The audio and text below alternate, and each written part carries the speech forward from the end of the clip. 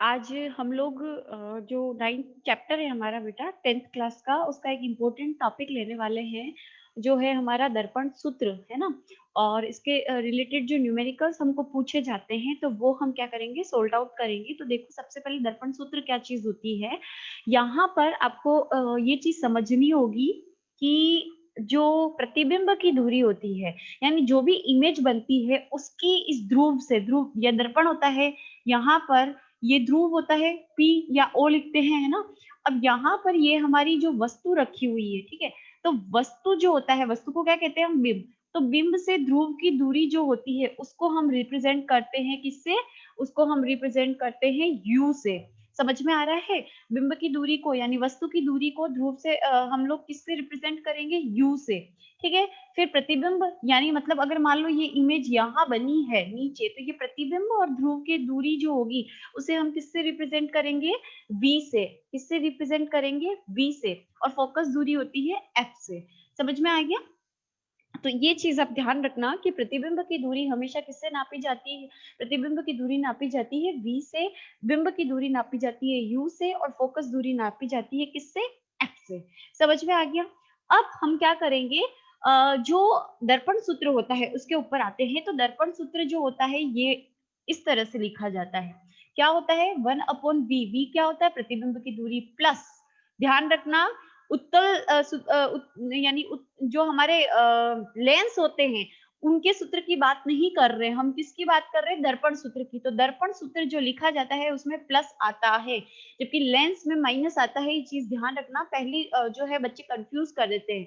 तो पहला हम पहले जोड़ सीखते हैं फिर घटाव सीखते हैं ना, तो पहले जोड़ है, ध्यान रखना। तो 1/V, V किसको डिनोट कर रहा है? प्रतिबिंब की दूरी को, प्लस 1/U, U किसको बता रहा है? बिंब की दूरी को। तो 1/V plus 1/U is equal to 1/F होता है, यानी फोकस दूरी के बराबर होता है।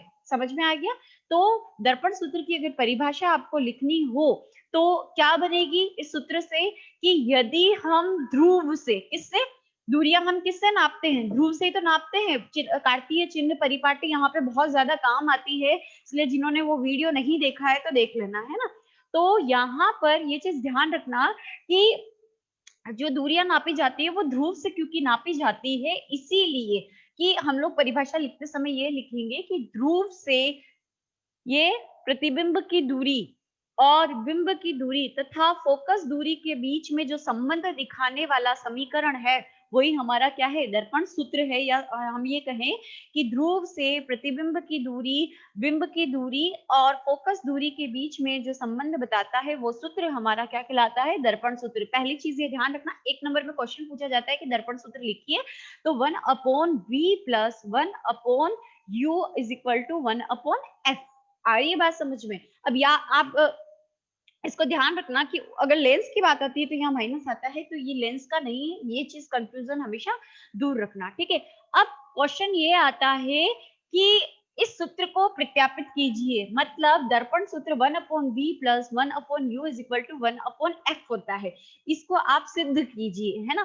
तो ये क्वेश्चन आता है, और अगर आता है आपका तो सीधा 3 या 4 नंबर के अंदर क्वेश्चन आएगा ये, है ना? बड़े क्वेश्चन के अंदर आता है और पूछ लिया जाता है ना? कि जो है डेरिवेशन कीजिए किसकी? इस दर्पण सूत्र की डेरिवेशन आपको पूछ ली जाती है, इसलिए बहुत इंपॉर्टेंट है। तो इसको आपको अच्छे से समझना है, तो वही मैं समझाने वाली हूँ। तो कोई एक अवतल दर्पण हम लेते हैं और उसके दर्पण सूत्र को हम क्या करते हैं? प्रूव करते हैं, है ना? किसका? अवतल दर्पण, क्योंकि आपकी बुक के अंदर अवतल दर्पण दे रखा है, तो अवतल दर्पण आपको क्या करना है? सिद्ध करना है। तो देखो यहाँ पर कुछ बेसिक्स हम लोग देखते हैं। कार्तिकीय चिन्ह परिपाटी, ये मैंने एक अवतल दर्पण बनाया है ना? अब अवतल दर्पण का जो ये है हमारा कौन सा? दायां हिस्सा, और ये हिस्सा है हमारा बायां हिस्सा, ठीक है? अब बिंब हमेशा किधर रखा जाता है? बाईं ओर। बाईं ओर जितनी भी राशियां होती है वो नेगेटिव होती है, ठीक है? और दाईं ओर जो होती है वो कैसी होती है? पॉजिटिव होती है। तो बात कर रहे हैं हम किसकी? अवतल दर्पण की। तो अवतल दर्पण के अंदर ये कोई भी हमारी वस्तु या बिंब रखी हुई है, किधर रखी जाएगी? बाईं ओर। तो हमेशा इसका जो मान होगा वो कैसा होगा? ऋणात्मक। मतलब जो U होगा वो माइनस होगा, चाहे उत्तल हो चाहे अवतल हो, दोनों के लिए माइनस होगा, है ना? तो U बराबर क्या होता है? U हमेशा माइनस होगा, मतलब अगर मैं यू मान रही हूँ 2 सेंटीमीटर तो कैसा होगा, माइनस हो रहा है, ठीक है। फिर उसके बाद जो प्रतिबिंब, क्योंकि इसका आंतरिक पृष्ठ परावर्तक होता है, तो प्रतिबिंब आपने देखे हैं 6 बनते हैं, उसमें से एक पीछे की ओर बनता है, बाकी सारे इधर बन रहे हैं, है ना। तो इधर की ओर बन रहा है, मतलब जो प्रतिबिंब बनेगा, प्रतिबिंब और ध्रुव की दूरी होगी, प्रतिबिंब किधर बनता है, बाईं ओर बनता है। तो प्रतिबिंब और ये देखो यहाँ पर ये प्रतिबिंब बन रहा है, तो बाईं ओर बन रहा है, सिर्फ एक कंडीशन में किधर बनता है, इधर दाईं ओर बनता है। तो वो नहीं है, अभी हम लोग सिर्फ प्रूव करना है, तो इसको हम क्या मानेंगे, इसको भी हम लोग क्या मान लेंगे, नेगेटिव मान लेंगे प्रतिबिंब की दूरी को, ठीक है। यानी प्रतिबिंब से लगाकर इसकी दूरी हम नेगेटिव मान रहे हैं। फिर फोकस देखो, इसका फोकस किधर होता है, ये भी किधर होता है, बाईं ओर होता है, तो बाईं ओर वाला माइनस होगा, तो फोकस दूरी भी हमेशा नेगेटिव में आएगी। ये चीज ध्यान रखना कि हम किसको प्रूव कर रहे हैं, अवतल दर्पण से जो है दर्पण सूत्र को प्रूव कर रहे हैं। तो ये भी माइनस, ये भी माइनस, ये भी माइनस, क्योंकि अवतल दर्पण में ये तीनों ही दूरियां किधर होती है, हमारी जो बाईं ओर है उधर होती है, तो ये माइनस होगी। समझ में आ गया। अब हम समझते हैं, मैंने ये जो चित्र बनाया है उसको अच्छे से समझ लेना बेटा, एक बार में नहीं समझ में आता है तो दोबारा समझ लेना, है ना। तो इसको चित्र को हम लोग समझते हैं, क्या है चित्र में, ये हमारा हो गया अवतल दर्पण, ठीक है, ये इसका परावर्तक पृष्ठ हो गया, है ना। अब यहाँ पर ये मुख्य अक्ष हो गया, ये मुख्य अक्ष का O बराबर ध्रुव हो गया, इसके बाद F हो गया, ठीक है, और ये C हो गया, ये वृत्ता केंद्र, ये फोकस, और ये क्या हो गया, ध्रुव हो गया। तीन चीजें करके मुख्य अक्ष बना दोगे आप, C, F और O। अब हमको जब भी क्या करना है, इस दर्पण सूत्र से रिलेटेड अगर चित्र बनाना है, तो जो वस्तु आप रखोगे किसके पीछे रखोगे बेटा, इस मतलब अनंत और सी के बीच में, मतलब अनंत और इस वृत्ता केंद्र के बीच में जो वस्तु होती है वो रखी रहती है। तो वस्तु हमने रखी है पी क्यू, या बिंब रखा है क्या, पी क्यू। कहाँ रखा है, अनंत और वृत्ता केंद्र के बीच में रख दिया हमने। अब पहली किरण इससे आप लोगे, ठीक है, पहली किरण लोगे, टकराएगी दर्पण पे, कौन से पॉइंट पे, एल पॉइंट पे टकराई। अब जो भी किरण इस मुख्य अक्ष के समानांतर होती है वो टकराने के बाद किससे होकर गुजरती है, फोकस से होकर गुजरती है। तो ये किरण आई और किसको काटते हुए निकली आगे, फोकस को। अब चित्र बनाना है तो दो किरणें हमको निकालनी पड़ेगी, है ना। अब दूसरी किरण हमने इससे ली और कहाँ से गुजारी है, फोकस से होकर गुजारी है, कहाँ से, फोकस से। तो ये फोकस को काटते हुए आई, दर्पण के एम पॉइंट पर टकराई और ये वापस क्या हो गई, परावर्तक होती है। तो फोकसीय किरण जब भी टकराने के बाद, फोकसीय किरण जो आती है टकराती है, तो वो क्या होती है, मुख्य अक्ष के समानांतर हो जाती है। तो ये किरण कैसी हो गई, समानांतर हो गई। अब आपको पता है कि अनंत और वृत्ता केंद्र के बीच में अगर क्या किया जाता है, वस्तु को रखा जाता है, तो प्रतिबिंब कहाँ बनता है, वृत्ता केंद्र और फोकस के बीच में। तो देखो ये दोनों किरणें यहाँ मिल रही है, दैट मीन्स प्रतिबिंब कहाँ बन रहा है, यहाँ बन रहा है, ठीक है। और नीचे की ओर बन रहा है, मतलब उल्टा बन रहा है, तो ये पी डैश और क्यू डैश हो जाएगा, ठीक है, पी के पी डैश और क्यू डैश, ये हमारा प्रतिबिंब हो गया। तो ये जो बिंब रखा हुआ है, यहाँ से इस ध्रुव के बीच की दूरी मान लो, तो ये हमारी क्या हो जाएगी बेटा, बिंब की दूरी, और इसको हम मान रहे हैं कि माना ये ए है, कितनी है, ए है। फिर उसके बाद प्रतिबिंब यहाँ बन रहा है आपका, तो प्रतिबिंब और ध्रुव के बीच की दूरी हमारी क्या होती है, बी होती है, तो बी हम मान रहे हैं यहाँ पर बी, ठीक है, बी को क्या मान रहे हैं, बी। अब ये फोकस है और ये ध्रुव है, तो उसके बीच की दूरी, फोकस ये दूरी होती है, तो इसको हम क्या मान रहे हैं, सी। तो मैंने लिख दिया है बी ए सी, तीनों माइनस होंगे क्योंकि किसके हैं, ये दूरियां तीनों ही माइनस होगी क्योंकि ये अवतल दर्पण की है। हमने सिचुएशन ये ली है, हम पीछे नहीं बना रहे, हम वास्तविक जो है प्रतिबिंब की बात कर रहे हैं, हम आभासी प्रतिबिंब की बात नहीं कर रहे हैं अवतल दर्पण की। तो ये चित्र आपको आई थिंक समझ में आ गया, ये इसीलिए मैंने ए बी सी लिखा है, इतना समझ में आ गया। अब बेटा बात करेंगे, जब भी आपको इन दूरियों को प्रूव करना होता है तो हम लोग किसको चूज करते हैं, समरूप त्रिभुज को, है ना। तो यहाँ पर हम सबसे पहला समरूप त्रिभुज लेंगे, ठीक है।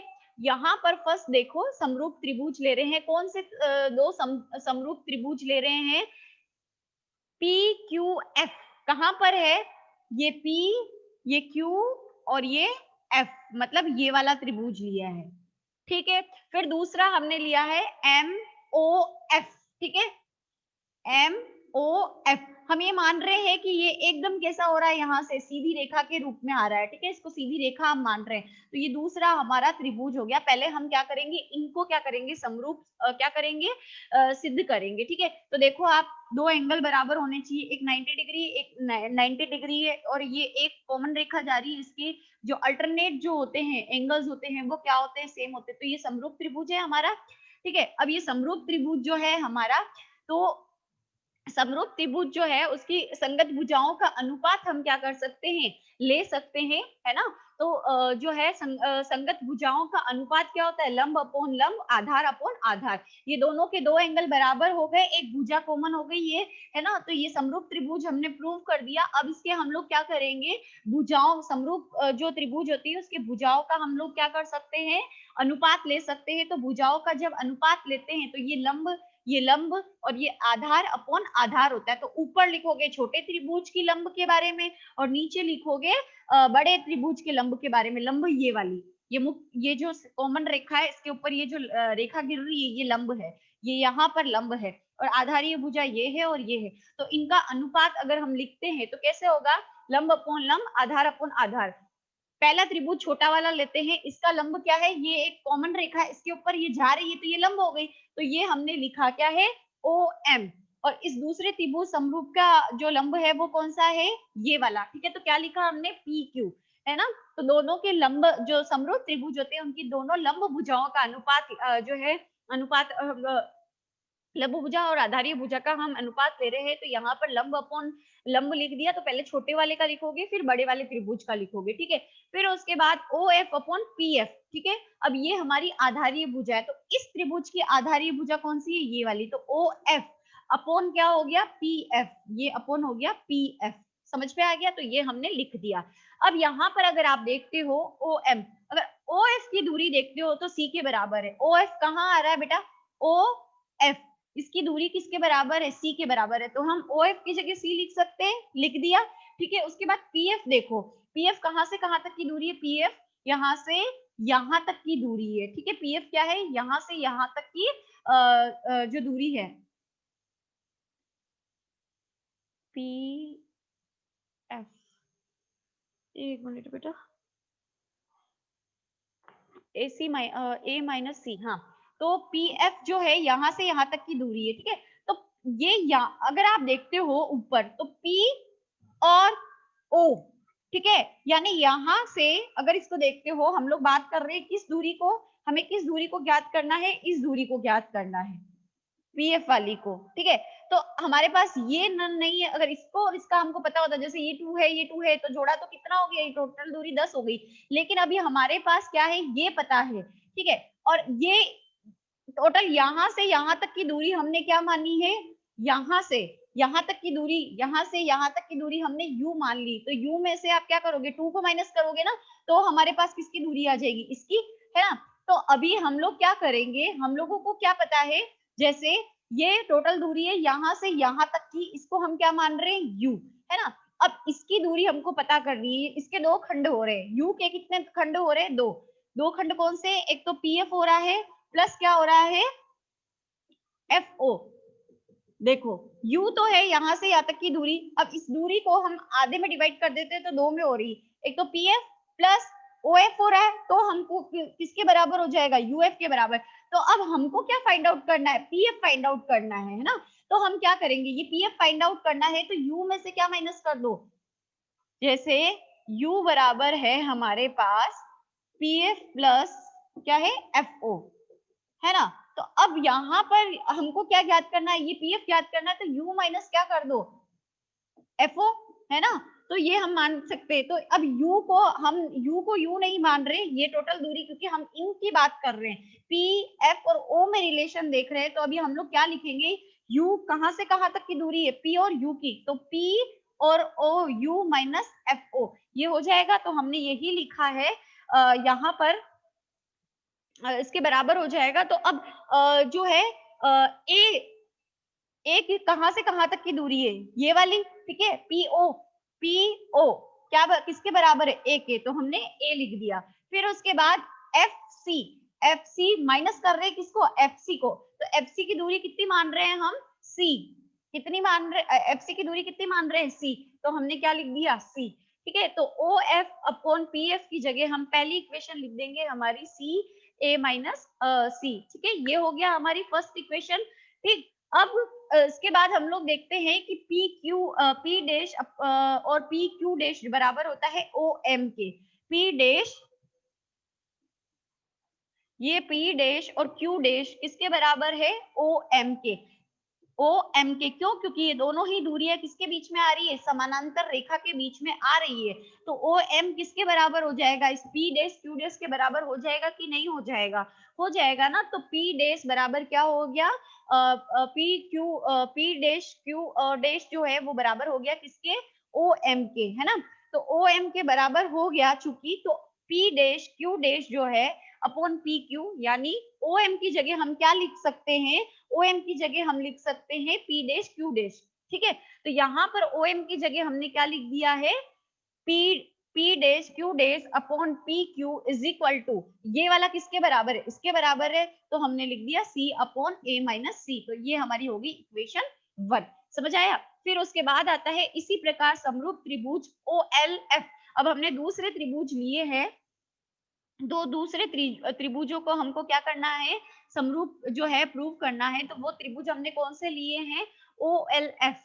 कहाँ है O L F, O L ये वाला और एफ वाला, यानी इस त्रिभुज की बात करेंगे और इसके सामने है ये त्रिभुज। ठीक है, तो इसकी बात करेंगे तो P dash Q dash F, इसकी बात करेंगे। इनको समरूप प्रूव करना है हमको, तो समरूप प्रूव हो ही रहे हैं, सिंपल सी बात है। दोनों जो है एक रेखा इनको काट के जा रही है ना, तो ये दोनों एंगल जो है अल्टरनेट एंगल बराबर हो गए। ठीक है, फिर ये 90 है और इसका ये 90 क्या है, सेम है, एक भुजा आधारी कॉमन है इनमें, तो ये समरूप त्रिभुज हो गए।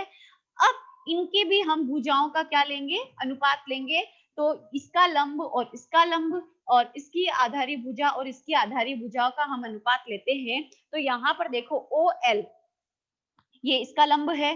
ठीक है, ओ एल ये ले लिया हमने, और ये क्या हो गया हमारे पास, पी डैश क्यू डैश। ठीक है, फिर उसके बाद ओ एफ, ओ एफ यानी आधारीय भुजा अपॉन क्या हो जाएगा, पी डैश और एफ हो जाएगा। ठीक है, तो ये हमने क्या कर दिया, लिख दिया। ठीक है, अब ओ एल जो है ना, और पी डैश क्यू डैश है, तो ओ एफ जो है इसकी दूरी हम क्या करेंगे, लिखेंगे किसके बराबर है, ओ एफ किसके बराबर है बेटा, ओ एफ बराबर है सी के, हम लोग लिख रहे हैं ना, यानी फोकस दूरी है ओ एफ, ये किसके बराबर है, सी के, तो हमने इसकी जगह सी लिख दिया। और पी डैश एफ किसके बराबर है, पी डैश एफ जो है वो बराबर है बी माइनस सी के।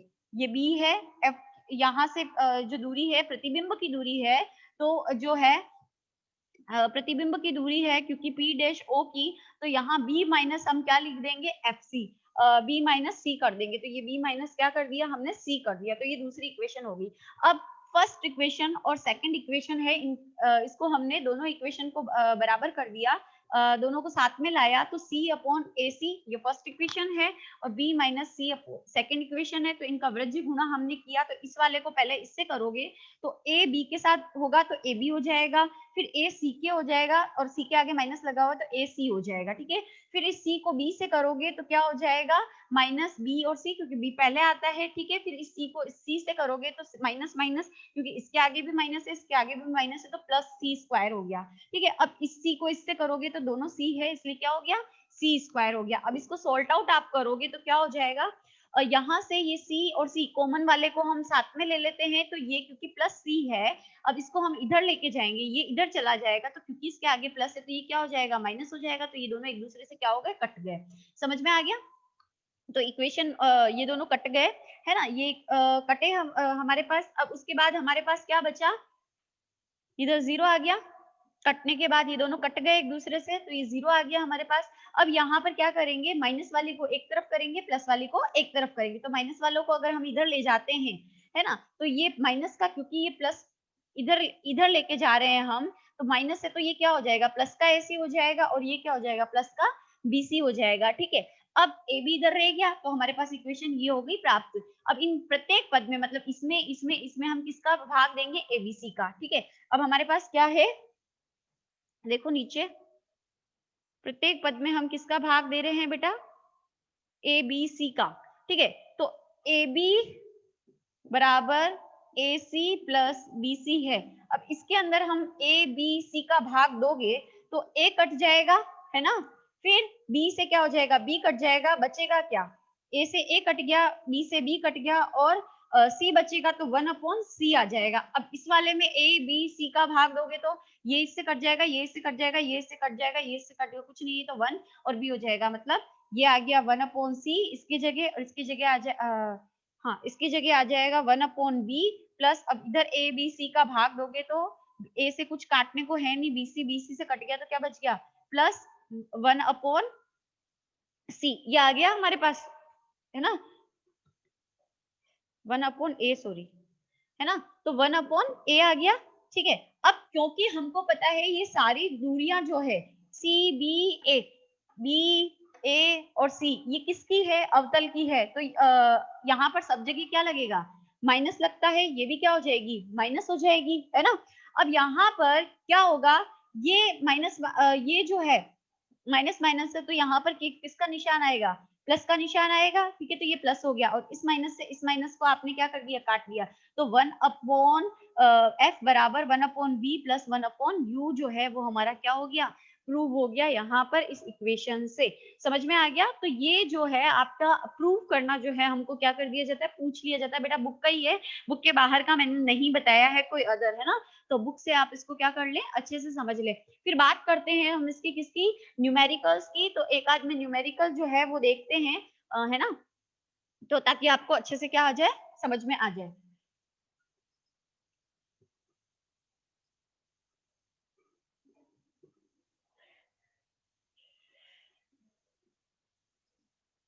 तो देखो सूत्र हमारे पास ये है, इसको भी मैं मिटा देती हूँ, ये भी कुछ काम का नहीं है ये, ठीक है।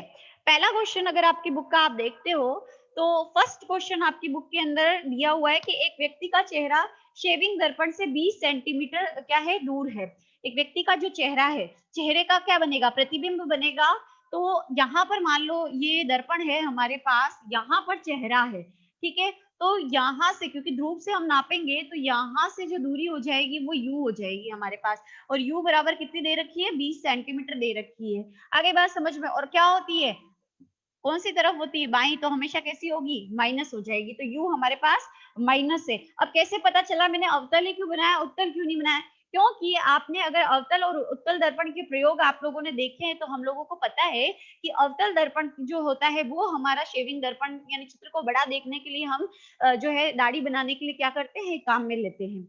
समझ में आया। फिर उसके बाद फोकस दूरी यानी एफ, यहाँ से यहाँ तक की दूरी क्या दे रखी है, 80 सेंटीमीटर है, ठीक है, 80 सेंटीमीटर है, तो हमें क्या ज्ञात करना है, बिंब जो प्रतिबिंब बन रहा है, प्रतिबिंब की क्या करें, दूरी ज्ञात करें, मतलब b ज्ञात करना है, f दे रखी है, u है, ठीक है। तो अभी सूत्र हमारे पास क्या है, अब क्योंकि प्रतिबिंब जो है अवतल दर्पण में वो किधर बनेगा, किधर बन रहा है, इस तरफ ही अब हमको पता लगाना है किधर बन रहा है, वो हमको पता चल जाएगा, ठीक है, कि इधर बन रहा है या इधर बन रहा है, ये हम लोग अभी देखेंगे। तो सबसे पहले 1/v plus 1/u is equal to 1/f है, ठीक है। अब हमारे पास 1 b कुछ नहीं दे रखा है, प्लस 1/u है, वो कितना दे रखा है बेटा, 1/u हमारे पास दिया हुआ है 20 सेंटीमीटर, और माइनस में है क्योंकि फोकस भी माइनस में होता है और u भी माइनस में होता है, ये चीज ध्यान रखना, है ना। तो ये हमारे पास आ जाएगा क्या,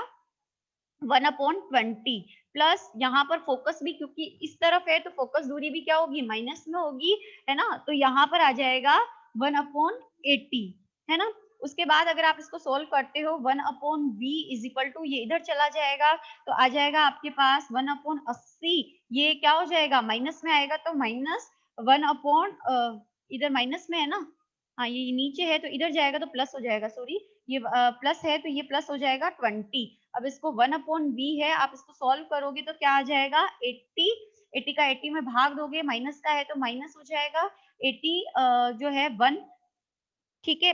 फिर उसके बाद इसको सॉल्व करोगे तो 4 4 को 1 से गुणा करोगे तो क्या आ जाएगा, +4, प्लस माइनस क्या होता है, माइनस होता है, ठीक है। ये अपन 1/b है हमारे पास, 1/v। अब प्लस माइनस क्या होता है, माइनस होता है, तो क्योंकि प्लस का बड़ा है तो 4 में से 1 गया तो कितना आ गया, 3। 3 क्या हो गया, 80। ठीक है, ये हो गया हमारे पास। यूनिट जरूर लिखें सेंटीमीटर। अब आगे इसको अगर हम लोग सॉल्व करते हैं तो क्या हो जाएगा बेटा, 1/v इज इक्वल टू 3/80 आ गया सेंटीमीटर। अब हमको v ज्ञात करना है तो हम इसको उल्टा करेंगे तो ये भी क्या हो जाएगा, उल्टा 80/3। कितना आ गया हमारे पास, 80/3 इज इक्वल टू आ गया हमारे पास 26.67 सेंटीमीटर। ठीक है, तो ये हमारा फर्स्ट जो है वो जो है न्यूमेरिकल क्या हो गया, यहाँ पर कंप्लीट हो गया। ठीक है, अब ये क्या हो गया, पॉजिटिव जो है वो आया है। ठीक है, तो ये कहाँ बन रहा है, उधर बन रहा है। ठीक है, तो ये यहाँ पर आपके प्रतिबिंब आभासी बनेगा, इससे ये हमें पता लग सकता है। क्यों, क्योंकि इसका मान कैसा आ रहा है, पॉजिटिव आ रहा है। आ रही है बात समझ में। तो ये हमारे पास ये जो न्यूमेरिकल है वो क्या होता है, सॉल्व होता है। ठीक है, फिर उसके बाद अगर आपको सेकंड क्वेश्चन अगर आप लोग देखते हो,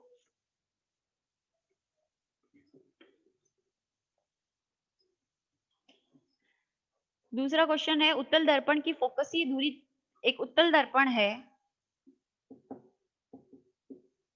उसकी फोकसीय दूरी यानी f जो है वो कितनी दी हुई है, फोकसीय दूरी दी हुई है 30 सेंटीमीटर। ठीक है, फिर है यदि एक बिंब का आभासी प्रतिबिंब, उत्तल दर्पण से कैसे बनते हैं, हमेशा प्रतिबिंब आभासी बनते हैं। तो बिंब का आभासी प्रतिबिंब बनता है दर्पण से 20 सेंटीमीटर दूर। ठीक है, फोकस की दूरी f दे रखी है, प्रतिबिंब की दूरी दे रखी है, मतलब v दे रखा है हमारे पास 20 सेंटीमीटर दूर। तो बिंब की दूरी ज्ञात कीजिए, बिंब की दूरी ज्ञात करनी है हमें, मतलब u ज्ञात करना है हमें। तो हमारे पास क्या हो गया सूत्र, u ज्ञात करना होता है, सिर्फ u ही माइनस होता है उत्तल दर्पण में, बाकी फोकस की दूरी भी पॉजिटिव होती है और प्रतिबिंब की दूरी भी क्या होती है, पॉजिटिव होती है उत्तल दर्पण में। ये हमको ध्यान रखना है ना। तो अभी देखो हमारे पास फॉर्मूला है 1/v plus 1/u is equal to 1/f, है ना। तो अभी क्या होगा,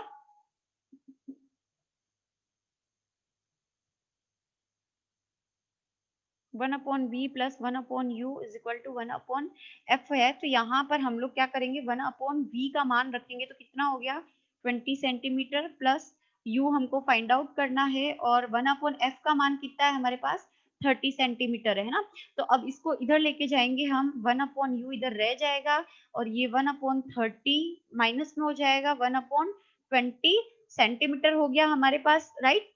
ठीक है, फिर अगर आप इसको सॉल्व करते हो तो 1/u इज इक्वल टू 1 जो है इसका आप लोग एलसीएम लोगे तो कितना आ जाएगा 60। ठीक है, अगर 30 का इसमें जो है डिवाइडेशन दोगे तो कितना आएगा 2। 2 को 1 से मल्टीप्लाई करोगे तो 2 ही रहेगा। ठीक है, माइनस आ गया हमारे पास, 20 का भाग दोगे 60 में तो कितने आएंगे बेटा 3। 3 को 1 से मल्टीप्लाई करोगे तो 3 आ जाएगा वापस। ठीक है, अब इसको आप यहाँ पे प्लस छोटी है और ये क्या है माइनस की संख्या, तो प्लस माइनस क्या होता है, माइनस जिसका सिंबल बड़ा होता है ना, जिसका सिंबल क्या होता है, बड़ा होता है, वो हम क्या करते हैं, जो चिन्ह है वो लगाते हैं। तो कितना आ जाएगा 1 क्या हो गया हमारे पास 60 जो है वो आ जाएगा। अब 1/u इज इक्वल टू 1/60 है हमारे पास।